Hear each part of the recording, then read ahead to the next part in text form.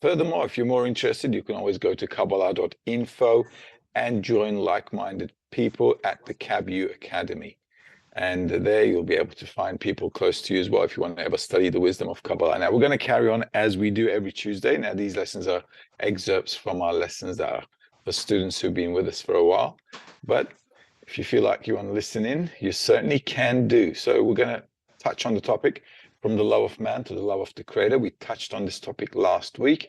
So if you're interested, you should listen to that one as well, because I'm not going to make an intro this week. We're going to move straight on to Baal HaSulam, item number 5, which is where we left off. All right. So let's take a look at this excerpt. The love of God and the love of man. Our sages spoke only of the practical part of the Torah, which brings the world and the Torah to the desired goal. Therefore, when they say one mitzvah, which is a commandment, right? They certainly mean a practical mitzvah. This is certainly as Hillel says, meaning love your friend as yourself. It is by this mitzvah or commandment alone that one attains the real goal, which is to reach adhesion with the Creator. Thus, you find that with this one commandment, one observes the entire goal and purpose. Now, there's no question about the commandment between man and the Creator, because the practical ones among them have the same purpose of cleansing the body, the last point of which is to love your friend as yourself, after which immediately comes the adhesion. All right, so let's go over it again step by step. And if you guys have any questions, shoot them through and let's clarify each sentence for ourselves. So our sages spoke only of the practical part of the Torah, which brings the world and the Torah to the desired goal. So basically, we need to do one thing, is what they're saying. All right, so don't worry about doing 1,001 different things, because there's only one thing that we need to be working on, and that, according to Hillel, is the love of others. There's nothing else we should be working on, because if I work on loving others, that should really prevent me from doing anybody any harm anyway, right? If you think about it logically, right? So we won't be doing any harm to anyone we care about. So if I do this one thing, if I get this one thing right, everything else should automatically be fixed. So this is why Kabbalists are doing, a straightforward study, a very practical study, like he says here. Deal with this one thing and take care of everything from one end to the next. So that practical commandment is only the love of others, which we need to work on. So it is by this commandment alone that one attains the real goal. Now, the real goal is to have the same attitude or approach to reality like the Creator. Okay, because what we want to do is we want to grow up. Okay, we don't want to remain as little children here. We want to grow up. Growing up means being like the Creator. Just like when we grow up, we become like our parents, right? If we become parents as well, we become like them. So here as well, the concept is very clear. We want to grow up, and growing up, living inside reality or existing in reality like the Creator is the purpose. So if we attain this, we'll be able to look at life from a different perspective, and that different perspective is the same perspective as the Creator's.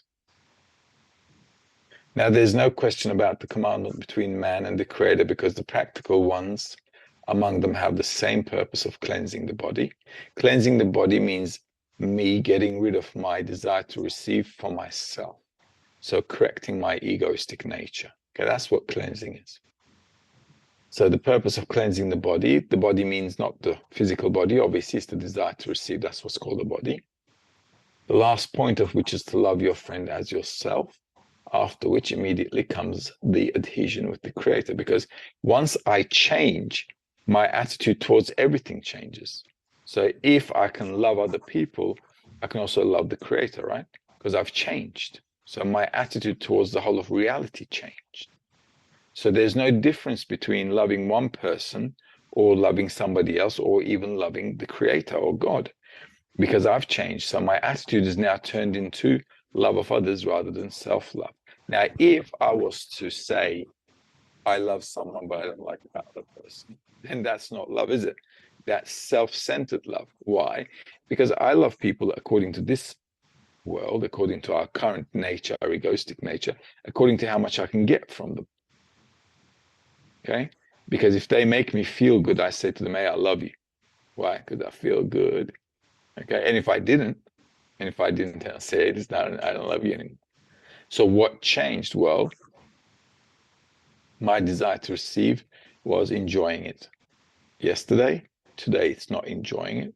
So it feels like it needs another snack, right? Something different. That's just how it is. Okay. So that's like that with everything. Okay. I can't keep eating the same food. Okay.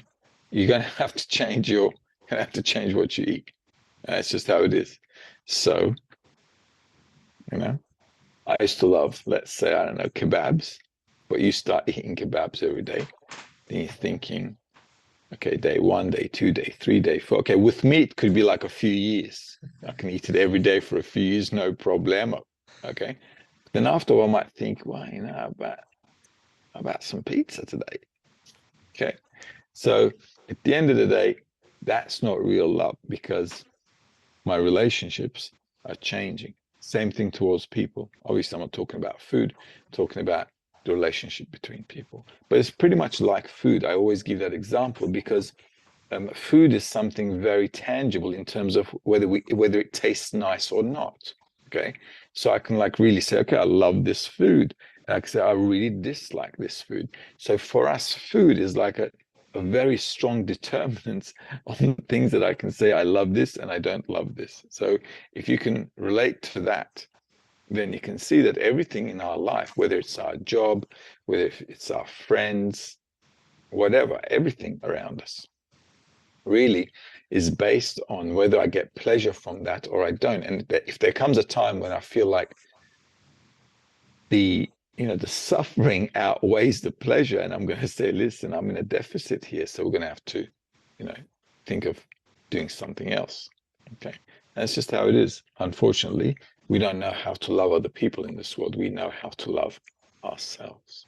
So the only thing we need to change is this one little thing, and then our whole perception or perspective towards reality will change. It will become like how the creator is relating to reality. And only then can I feel the creator. A lot of people say, well, why can't I feel the creator? Well, you can't feel the creator if you don't have a point of similarity, contact, right? You need a contact point with people, a connection, right? To have a connection with anyone, you need a common point, right? If you don't have a common point with the creator, you're never going to get connected with the creator. So creator's attribute, his attribute is love, and the act of love is bestowal. Okay, so he loves everybody else except himself. He doesn't think about himself. And there's a good reason for that too, because if you think about yourself, it means you are in a minus. It means you are not perfect. It means you're imperfect. So if the creator was to think about himself, we could conclude that he's not perfect. All right? Think about that for a second. Why do we always think about ourselves? Because we always want something, right? Because we always want pleasure. So even if you eat your favorite food, and then after a while, that taste disappears from your palate, right in the middle of your favorite food, you're thinking about dessert. How does that work out? Well, because you get your first bite, second bite, third bite, you're getting diminishing returns. Diminishing returns means at the end of the day, you take 10 bites and that's it. You're no longer feeling the kebabs. So what you got to think about, you got to think, oh, what can I have for dessert? What goes good after a kebab? Oh, kunefe. Yeah, we'll go with that one. Okay. So then you're thinking about, well, what about after the kunefe? Because that thing is so nice and sweet. Okay. After I finish half of it, I'm thinking, oh, I think that needs to get washed down with a cup of good Turkish coffee. Nice. Okay. So after that already, I'm thinking, well, maybe I could just lie down a little bit. These were a little heavy. Relax. So we're constantly moving from one pleasure to another. Okay. So it's just like non-stop. So why we're always feeling deficient, we always feel like we need that extra pleasure because we're feeling the lack of perfection. Okay. So that's why we're running around all the time. So in order for us to stop running around and feel perfection, we've got to think about others like the Creator thinks of others. And if we do that, then you can actually feel perfection then. Why? Because then you're not involved in yourself. Because the more I'm involved with me, it means I'm lacking less and less. And if I lack 100 today, and if I get 100 today, tomorrow I'm going to lack 200. I'm going to have to run around for 200 tomorrow. And it's a vicious merry-go-round. All right. If you want to get out of the rat race, you got to understand. Okay. Obviously, it's hard to do because our human nature is self-thought and self-love. But if I just conceptually, at an intellectual level, right, logically, understand that this is how my nature is, I can then start to see where I'm losing out because of this nature, right? And if I can see what I'm losing out because of my current nature, then I can willingly stop some of the things that I'm doing egoistically, right? That's still going to be egotistically, okay?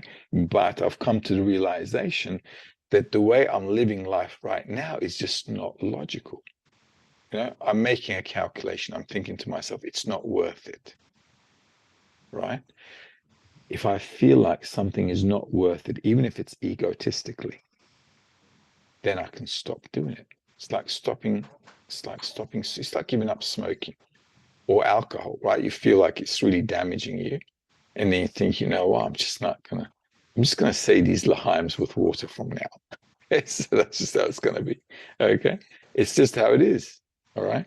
Why? Because then you understand, okay, with self-interest that this is being a problem for you. Okay.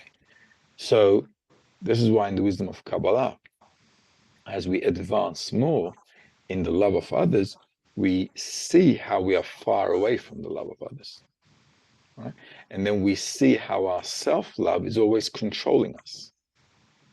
And then we can't get away from it. We're like in shackles all the time. And because we feel like we're in shackles and we just can't breathe from it, we need to come to a certain understanding and a deep desire to get away from it. And that deep desire is also explained in the Torah as the exodus of Egypt. Okay, because we're a slave to the desire. That's why we're always running around, slave to the desire, from one desire to the other, as I just explained with the food example. So add on to that a bunch of other desires we have corporeally. It's just a non-stop run around.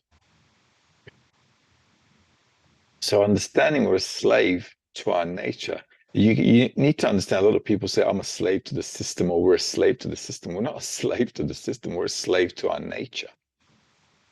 Because who builds these systems? We build them. Why? Because we constantly want more and more pleasure. So we're the ones building the systems because we want more pleasure. So a person is not a slave of the system. A person is a slave of their nature. All right, so if you clarify that, then it's going to be all honky-dory, isn't it? Then you can be selective with your desires. Then you can say to yourself, well, you know what? Some things are just not running after. Some things are not worth running after. So I can be more selective. Even if I do this incorporeally, right? Even if I don't mix spirituality into it, what benefit does it have? Well, I can then go for the big desires, can't I? Instead of going for the little fish. If I go for the big desires, well, at least I can get more pleasure. Correct? So that way I can start being selective. Now, if your dot in the heart awakens and then you start looking for the meaning of life, then, well, you're not going to get pleasure anyway, anywhere. So you can stop running altogether. Okay. That's it. All right. Why? Because we start studying the wisdom of Kabbalah, because we come to an understanding that doesn't really matter what I run after. It's just an end game.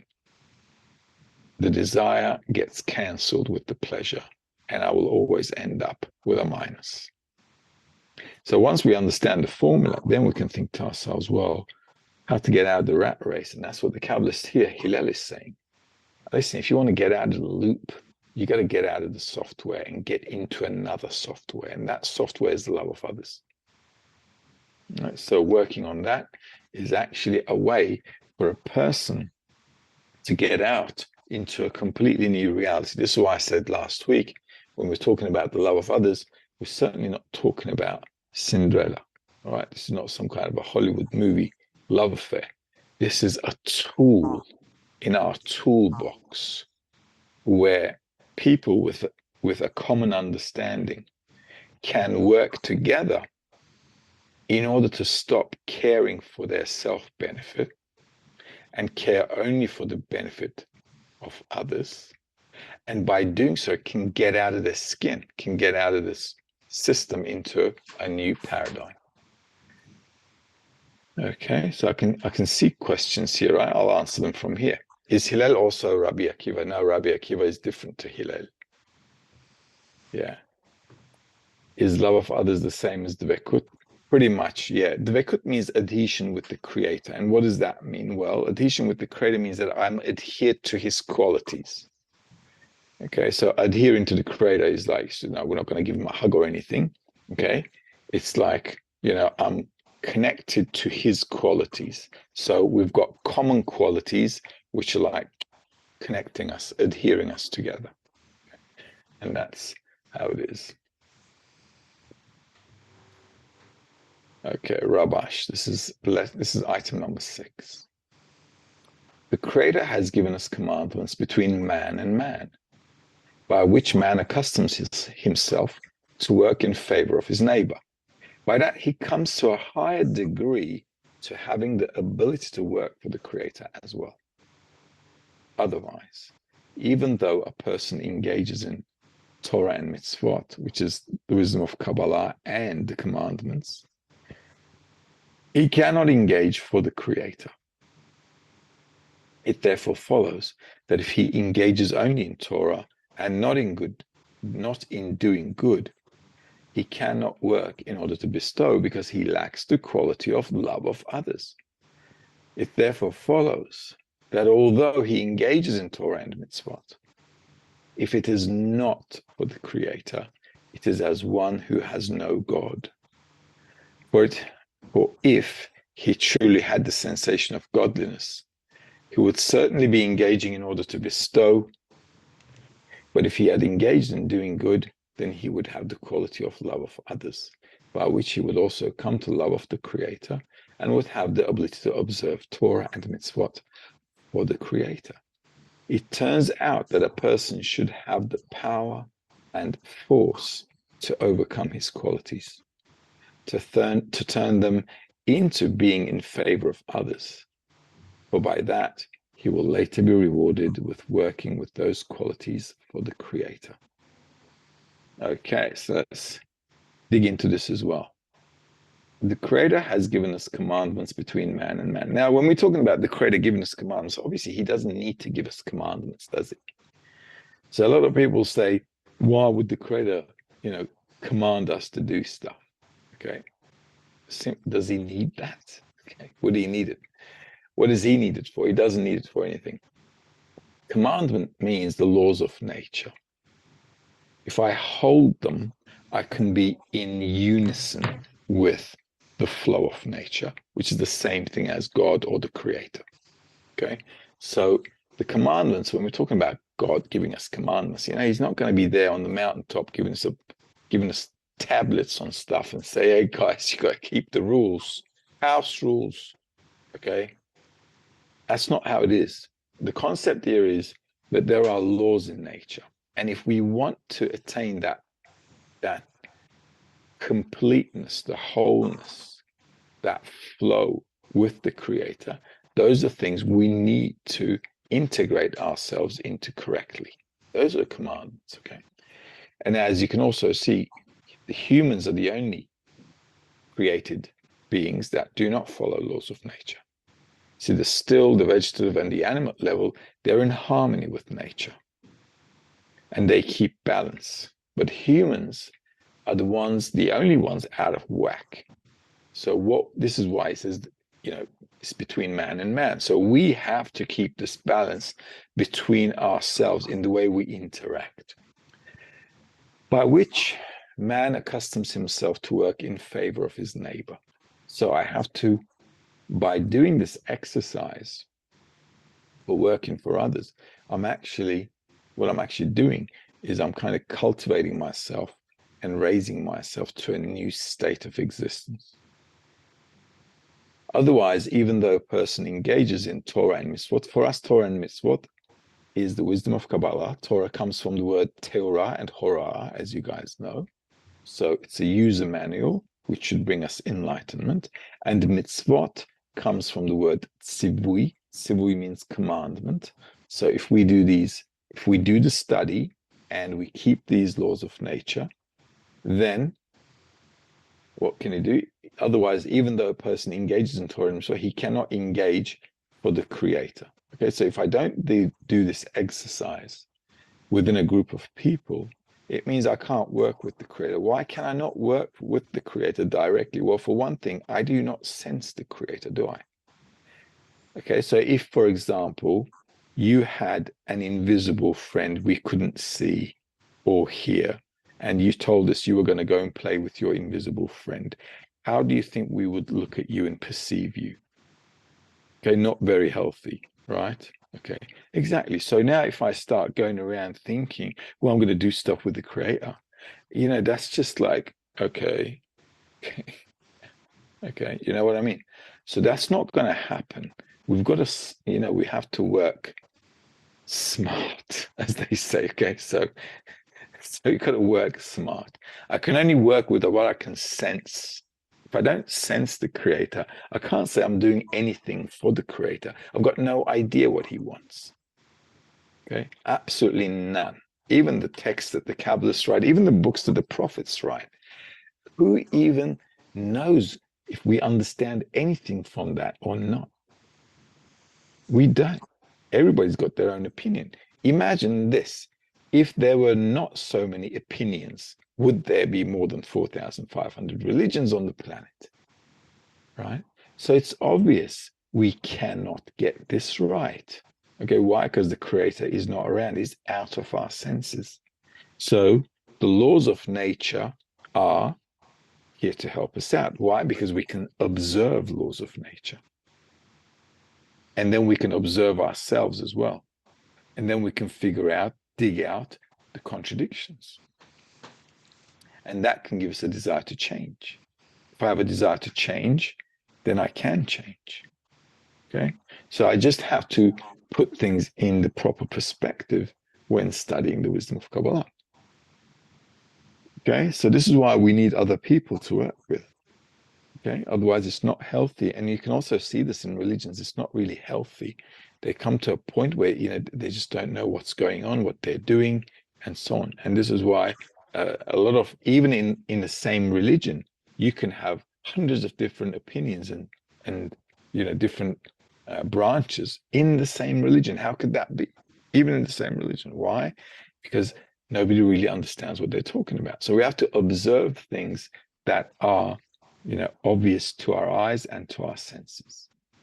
Otherwise, even though a person engages in Torah mitzvot, he cannot engage for the Creator. It therefore follows that if he engages only in Torah and not in doing good, he cannot work in order to bestow because he lacks the quality of love of others. So if I just do what other people do in religions, just read the books and do something with my, hands and legs or whatever, okay, it's not really going to work out. Why? Because reality is perceived within the feedback of the relationships we have between each other. So I need to interact with others. That gives me a feedback. According to the feedback, I go through stuff. I go through ups and downs. I can discern their behavior. I can discern my behavior. I can come to some kind of a conclusion as to what I'm like, what they're like, what life is like, and so on.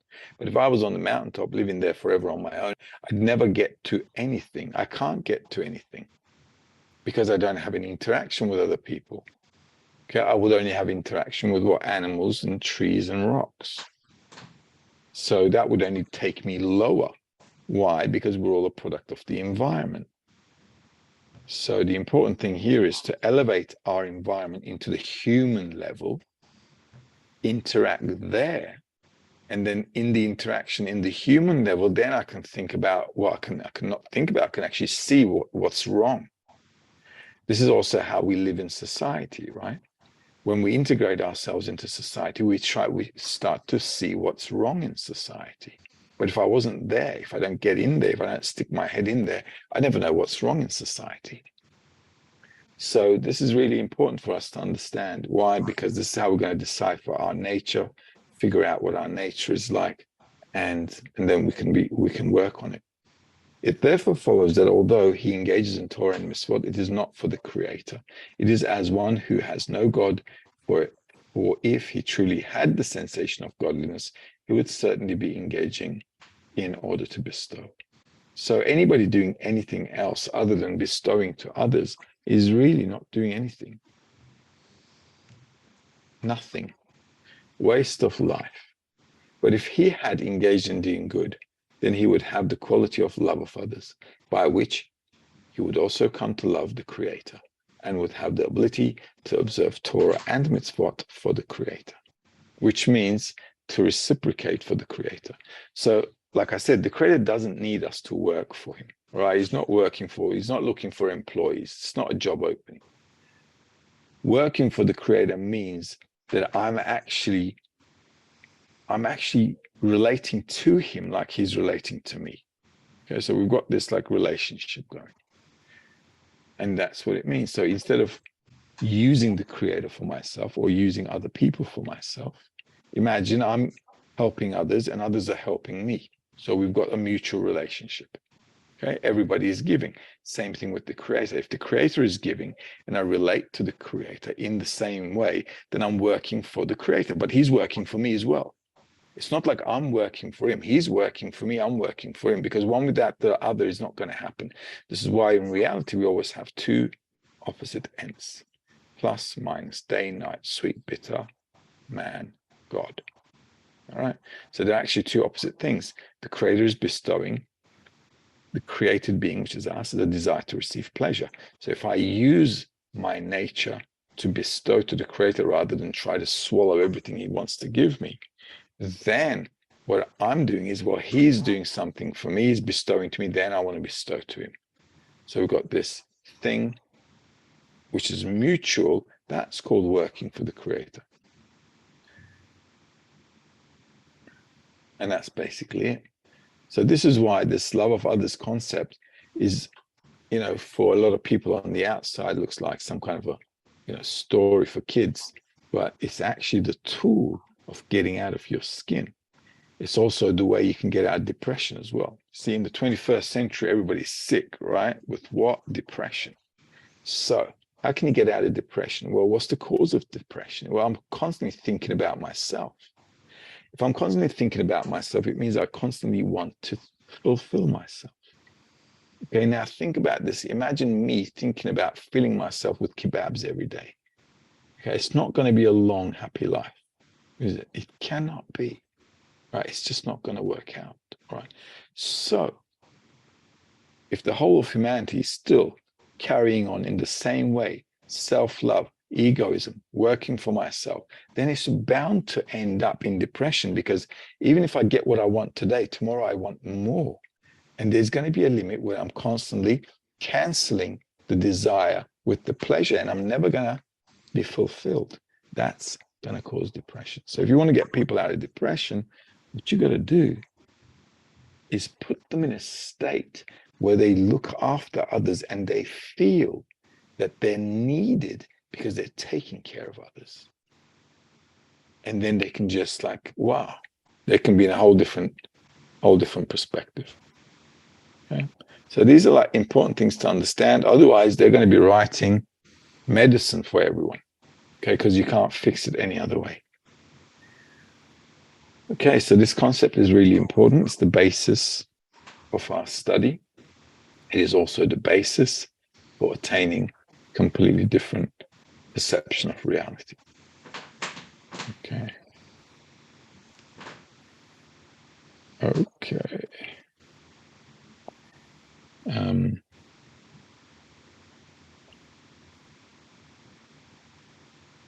So, okay, so when I'm praying, it's for others, but I desire in my heart for Creator to change me is better.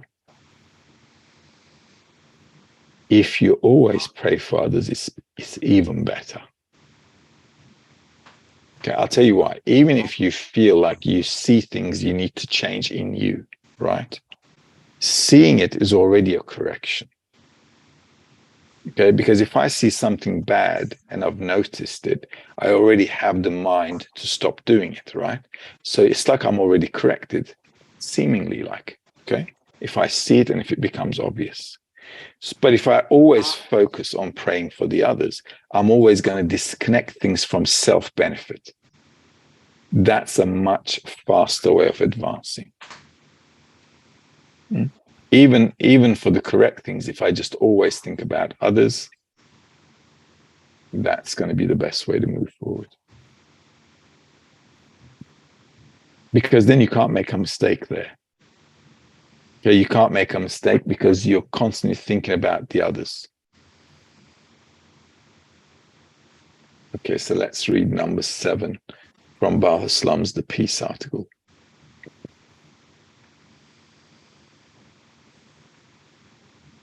There's no other cue for humanity but to assume the commandment of providence to bestow upon others in order to bring contentment to the Creator in the measure of the 2 verses.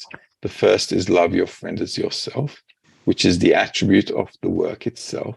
This means that the measure of work to bestow upon others for the happiness of society should be no less than the measure imprinted in man to care for his own needs.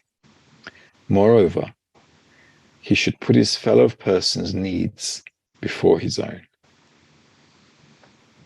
The other verse is, and you will love the Lord your God with all your heart, with all your soul, and with all your might. This is the goal that must be before everyone's eyes when laboring for one's friend's needs. This means that he labors and toils only to be liked by the Creator, as he said, and they do his will. Okay, so let's dig into this one as well. You see, it's like very nice and practical stuff once we dig into it. Sometimes when we read Baal Islam and Rabash, it's like a bit above us, okay? But if we just take a little bit of time to think about it and bring together the things that we've learned from before, they're really talking practically. There's no other cue for humanity but to assume the commandment of providence to bestow upon others in order to bring contentment to the Creator in the measure of the 2 verses. The first is love your friend as yourself, which is the attribute of the work itself. Now, in case you haven't noticed, we're already living in this commandment, right? So I go to the bank, they give me money. I jump in a cab, he takes me from A to B. The farmers are working for me so I can eat, right? So I've got factories doing me clothes. Okay, I've got teachers teaching my kids. The whole world is actually bestowing to me, right? The system is already working in bestowal. Everybody's already bestowing to each other, but it's working egotistically. And because it's egoism, the power of egoism is working, we're always trying to, although I'm bestowing to you, I want to abuse that bestowal, right? This is how it's working. So all we have to do, we don't have to change the system. We've got to change our approach to what's already created. Okay, I just have to fit myself in correctly. That's it. So once I fit myself into the system correctly, then it all begins to make sense. Because even now, the whole world is bestowing onto me everything, right? You know, somebody's making the computers so we can have this dialogue, and that somebody's creating the phones. Everybody's actually doing something for everybody else, aren't they? So if I was to, come up with anything for myself, I wouldn't really progress, would I? It would just be me. But by actually doing it for everybody else, the whole world is actually prospering by it. So this is the whole concept. So we can see, obviously, that everybody is already here in a system, and one way or another, good or bad, mostly bad, obviously, since we're in egoism, still, though, completing each other, right? Providing for one another. Okay, so the problem with this is our attitude. So the society is already showing us that we cannot really live without society. So all we have to do is change the attitude between ourselves so that we can function correctly rather than eating each other up. We should all be like looking after each other, and then everything will be nice and balanced out. This is why they're like always talking about the love of others, because if I don't switch from loving myself to the love of others, society will never have peace. It will never, ever, it cannot have peace. It's not possible. Okay, so this means that the measure of work to bestow upon others for the happiness of society should be no less than the measure imprinted in man to care for his own needs, which is actually what Hilal is saying. He's saying, listen, don't do to others what you don't like being done to yourself. Okay, so what am I doing with that? I'm actually caring for others as much as I care for myself. Okay, so he's saying this is not impossible to do. Just treat others like you want to be treated. Okay, because you can imagine how you want to be treated. So adjust yourself and treat others accordingly. So now this thing now is no more a rocket science, is it? It's just 1 + 1 = 2. Why? I just have to think before I do something. Okay, that thinking is a problem for humanity. It's a big deal. Now I've got to think before I do something. Ooh, okay, but that's just how it is. Okay, what do we call that in the wisdom of Kabbalah? Intention before the action. All right, which is what we studied this morning.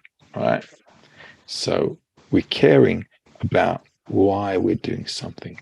What do we expect from this action? So if we all start putting the intention before the action and think about the other person as I think about myself, then things should gradually balance out. And the other verse is, and you will love the Lord your God with all your heart, with all your soul, and with all your might. Well, obviously, it's not that God needs our love. Humans need to love like the Creator. That's what the love of God is, right? The God does not need our love. What he would like to see is us coming to that level of perfection. And that's called the love of God. Love of God means loving like God loves others, right? So how should I do that? With all your heart. What does the heart mean? With all my desires. With all your soul, with all my intentions. And with all your might, with all the power of God. Okay? So this whole thing should be all your might, with all my coarseness, all my desire. Okay?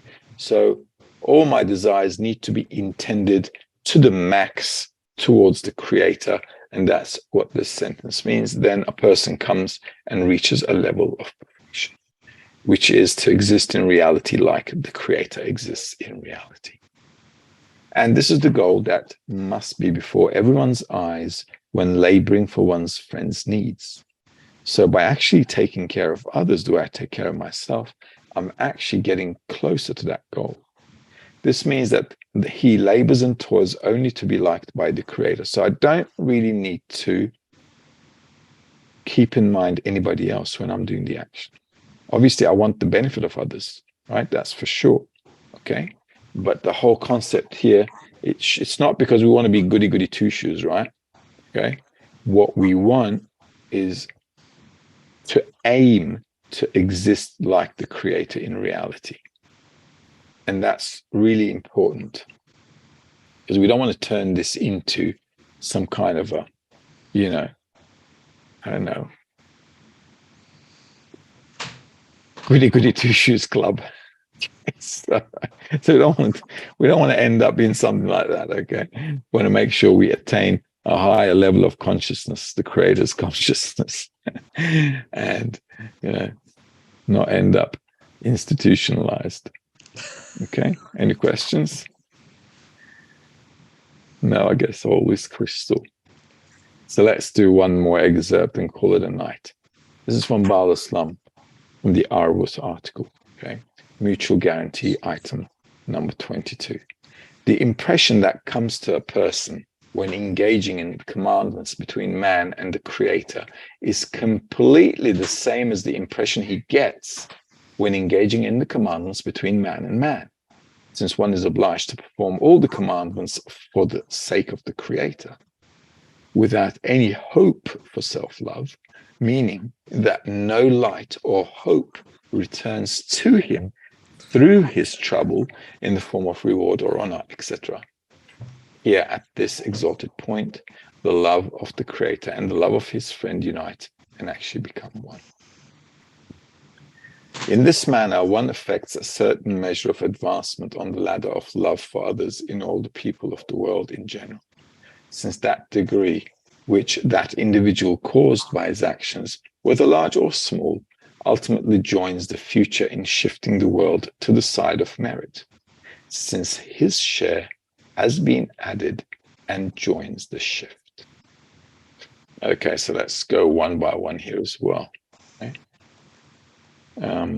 Now we've got the impression that comes to a person when engaging in commandment between man and the Creator is completely the same as the impression he gets when engaging in the commandment between man and man, since one is obliged to perform all the commandments for the sake of the Creator without any hope for self-love, meaning that no light or hope returns to him through his trouble in the form of reward or honor, etc. Sometimes we have a problem understanding this. How can it be that I'm doing something good for a person and it's actually the same kind of relationship to the Creator? Why? Because I'm changing. Okay. If I'm an egoist, the way I treat a person and the way I treat the Creator are going to be the same. It's not going to change. So only if I change, then it doesn't matter who's in front of me. Because I've changed, it could be, I don't know, anyone. Tom, Dick, the neighbor's dog, anyone. Doesn't matter. Because I've changed. So the way I relate to everything changes with me. So whether I've got the Creator in front of me or whether I've got another person in front of me, it doesn't really matter. Why? Because I'm now behaving according to the laws of nature, according to the Creator's nature. Okay, so that's why it makes perfect sense to work with people, because with people, I can get positive or negative feedback. And both are good, because with the positive feedback, I know where I can advance. With the negative feedback, I know what to change. Okay? So all of them becomes a good place to work. But if I was to just imagine I'm working for the Creator all the time, I'm surely going to make mistakes. I will not get anything right. Okay. Here at this exalted point, the love of the Creator and the love of his friend unite and actually become one. So it's the same thing. Loving a person, loving a Creator, no difference. In this manner, one effects a certain measure of advancement on the ladder of love for others in all the people of the world in general, since that degree which that individual caused by his actions, whether large or small, ultimately joins the future in shifting the world to the side of merit, since his share has been added and joins the shift. So the more I actually correct myself in my relationships with other people, and the more I get corrected, it's like I'm correcting the whole system. Okay, because I'm a functioning part of the body, right? So it's 8 billion people, all of us part of one reality. So it's like all the organs and the cells and all the bones and the tendons and everything are part of one body, and all of humanity is part of one body, right? Because what do we always say? The drop of water in the lake and the lake, it's the same water. Okay? So whether I take just me or the society or the whole planet, it doesn't really matter. We're looking at the same thing. So if I change for the better, then the whole system changes for the better. Okay, so one bit of correction in myself helps the whole world get corrected, because we are in everyone and everyone is in us. It can't be in any other way, right? Even if you take a little cell and you just blow it up into megapixels, you'll discover a whole world in it. So even like a cell is like a whole universe within itself. Okay, it's the same thing. All right, so from one little cell into the whole of humanity, we're just looking at the same thing within focus or out of focus. Okay, so looking at the minute details and looking at the whole general is the same thing. That's why the laws of nature cannot and do not change. They apply to everything from the smallest atom or the cell to the whole of society or the whole of reality. It doesn't matter. So if I can figure out a way while studying the wisdom of Kabbalah, if we study it correctly, then what we're going to do is we're going to figure out how to correct the attitude between all of us. And because we're all connected to everybody else, as we rise in spirituality or in consciousness, then what's going to happen is that we're going to influence other people around us. Why? Because it's all like a little spiral or little ripple effect, right? One little stone, ripple effect, and it's going to take over the whole lake. And that's how it pans out. So it's very important for all of us to get our heads around that and do the work, like they say, in a practical way. So Rachel's asking, so to live, oh, we've got 3 questions. Oh, I forgot to check Facey. Rachel's asking, so when praying is for others, yeah, I answered that one. Ingrid is asking, what can one do if one wants to use the friends for material purpose and how to overcome it? Well, like in a business. Where's Ingrid? Is she around? No? Okay. Well, we don't go down that alley, okay? Because if you want to connect spiritually with someone, corporeally, it's just going to break down. Why? Because where corporeality enters the game, our ego isn't going to rule. So nothing will really come out of it. It's best not to do it. Okay. So don't deal with material stuff, corporeal stuff in terms of, I don't know, business, loans. Don't go and be a guarantor for someone with a bank loan or whatever, okay? Be smart. Okay. Isoke is asking, a person may not stop their individual rat race to really think about how they want to be treated and how to treat others this way. How do we switch ourselves and help the friends to do this scrutiny? Well, we can only do it if the environment influences us. All right, because like we're all in a rat race during the day, right? I've got work, all kinds of stuff running around, kids, family, health, whatever life throws at you, right? So, but at the end of the day, what are we really doing? We got the morning lesson, we got the lunch lesson. In between, we're like meeting with the guys. We're trying to integrate spirituality one way or another, even doing this, right? In the evening, right? It's like for you guys, maybe daytime or wherever you are, depending.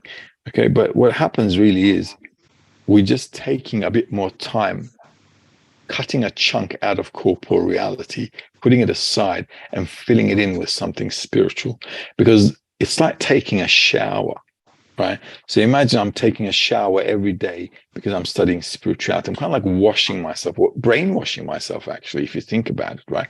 Because the world is telling me I've got to behave in this way if I want to survive. And the Kabbalist is saying, listen, this is definitely not the way to survive. It's a shortcut to the grave, okay? If you want to live correctly and nicely, you've got to balance yourself out. And so I've got to keep putting myself into an influence, under an influence, in the right environment, to constantly say, well, from corporeality, because we need corporeality, right? Because we're living in the 21st century, so we need a place to stay, eat, we can't get rid of those stuff. We're in society, so we've got to have a normal life. So I run after the stuff that preserve a normal standard of living that I'm used to, okay, whatever you're used to for yourself, okay? And then the rest, I can say, you know what, instead of watching, I don't know, some silly stuff on TV or some football match, I'm going to have a lesson. I'm going to read something. I'm going to try to change myself so I can elevate myself and, look at life from a different perspective. So I have to put some more where I can, fill up the free gaps in the day with spirituality so I can have spirituality influence me. Because our egoism is very strong. So to influence it with a counter force, I'm going to need every help I can get. Okay, because when I'm on my own, that's it. I'm under the control of my own nature. That's it. I'm bogged down. We don't think about spirituality. We're like out there for survival. It's like that survival game.